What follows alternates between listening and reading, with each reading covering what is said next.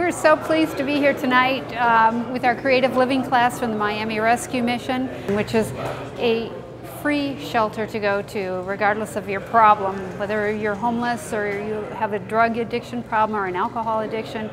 And the Creative Living class is really cool because what we do is we really try to elevate the people through the arts, and we do all sorts of different creative projects. We bring people in like artists and theater people and musicians, and then on other nights we go to concerts. We do a little bit of everything. Martin from the Advocacy Foundation was just really hospitable with us tonight. First of all, he brought Bayunge into the class to talk with our guys, and he's just such a wonderful soul. You know, he could talk their language, and he really inspired the men in the program.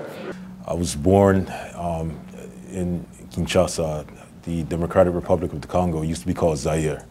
I came here to the States as a kid. Grew up not too far, right over there in Opelika by Rainbow Park. I guess it was kind of destiny because I happened to come to a school that just happened to have a magnet program for the arts. If there's anything that I've always held on to, it was just that. It was always my art. And pretty much what I would like to share with you is just the fact that it's part of what helps me fight. You know, we're all fighters in here. You know, I'm a fighter, and I know as I look around here, I know that you all are fighters. And it's, you know, whatever it is that you need to hold on to, whatever it is that you need to wake up to, you know, help you wake up every day, whatever it is that helps you be able to look to your family or your friends or what, you know, whoever's there next to you, whether, you know, you need to look at a Bible or whether you need to look at a plant or, you know, whatever it might be. Art was that thing that allowed me to always continue to fight. In this particular painting, I wanted to communicate the idea of journey, you know, travel.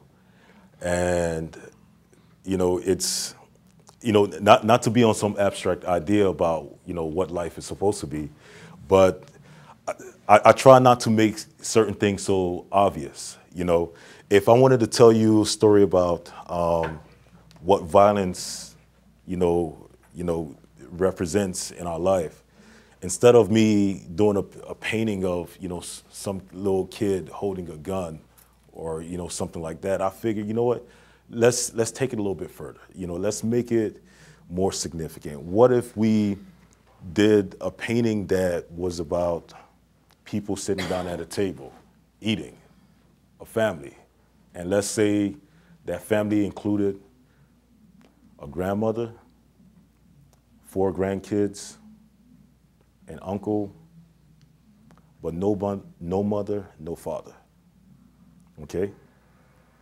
And in saying so, let's also communicate the fact that, you know, in the background, you have like a plaque of sorts that honors the contributions of whether it's the mother or the father that passed away, you know, as a result of violence. But right now, we're going to actually participate and engage in some real dialogue.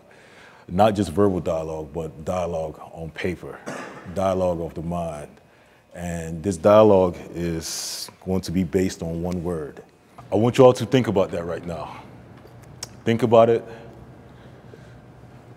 Let it, you know, marinate in your mind, in your heart. Think about what that means to you. It doesn't matter where you're from. Remember that. We all understand what this means. And what we're going to be working on today is our personal interpretation of what this means. He mentioned to keep border on your mind, you know. And the only thing I can think of is what really keeps me grateful today. Sometimes I have felt down and bust my head, got jumped on, doing things I shouldn't have done. A lot of times we have tend to forget, you know, what other things you do besides out there in that madness. Creative Living have kept me to places that I really can see, hey, this is what's going on out in the world, you know, opera, plays, you know, and I'm kind of like excited in the mix of it, you know, just sitting there among, you know, plenty of people. It really exists, you know, not only on TV, Actually, I have thought about it plenty of time. I'm out of the jungle now. Now I got opportunities to go into a place like creative living, you know.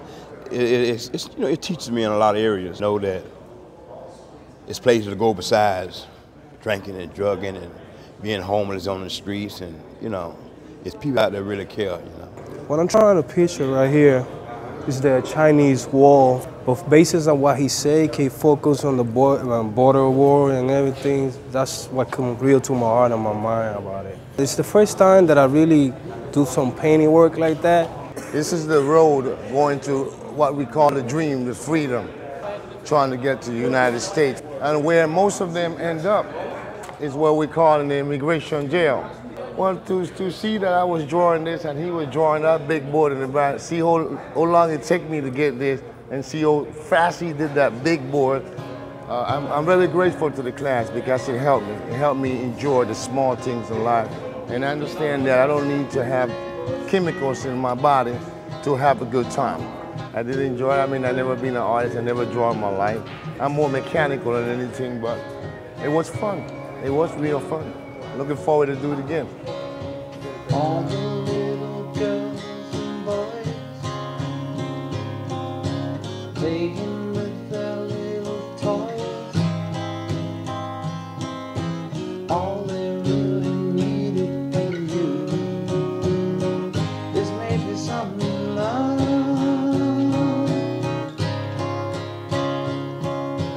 All the little boys and girls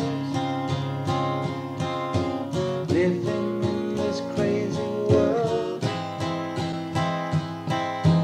All they really needed from you is maybe some love.